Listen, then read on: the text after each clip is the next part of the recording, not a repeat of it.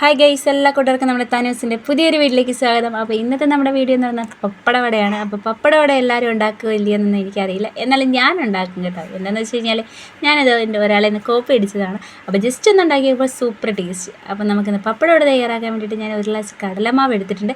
അപ്പോൾ കടലമാവിലേക്ക് ഞാനൊരു ഒരു 1/4 സ്പൂൺ അടുപ്പിച്ചിട്ട് മുളക് പൊടിയും ഒരു പിഞ്ച് കായപ്പൊടിയും ഇത്തിരി ഉപ്പും കൂടെ ചേർത്തിട്ട് പിന്നെ അതിൻ്റെ കൊടുത്ത് ഇച്ചിരി വെള്ളം കൂടി ഒഴിച്ച് നല്ലതുപോലെ എന്നിട്ട് ഈ ഒരു പാകത്തിൽ ബാറ്ററാക്കി എടുക്കുക.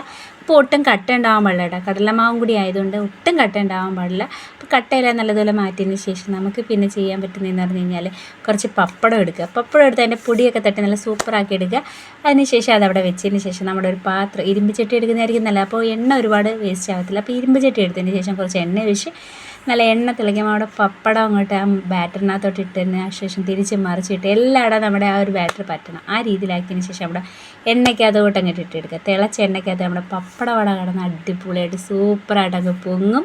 അപ്പോൾ നമ്മുടെ പപ്പടവട തയ്യാറാക്കാൻ വേണ്ടി അധികം പരിപാടികളൊന്നുമില്ല. ജസ്റ്റ് ഇതേണക്ക് കടലമാവ് എടുക്കുക, മുളക് പൊടി എടുക്കുക, ഉപ്പിടുക, അതേപോലെ തന്നെ ഇച്ചിരി കായപ്പൊടി ഇടുക. കായപ്പൊടി കൂടിപ്പോയത് ഇച്ചിരി ഇട്ടതിന് ശേഷം ഒന്ന് ബാറ്ററാക്കുക, പപ്പടം ഇടുക, പൊരിക്കുക.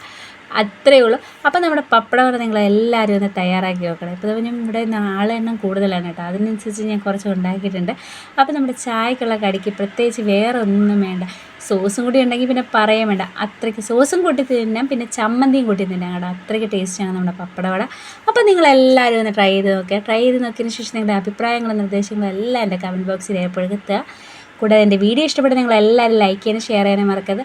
അപ്പോൾ എൻ്റെ ചാനൽ സബ്സ്ക്രൈബ് ചെയ്യാനും മറക്കരുത്. അപ്പോൾ പുതിയൊരു വീഡിയോയിലൂടെ കാണുന്നത്. Thanks for watching. Bye bye.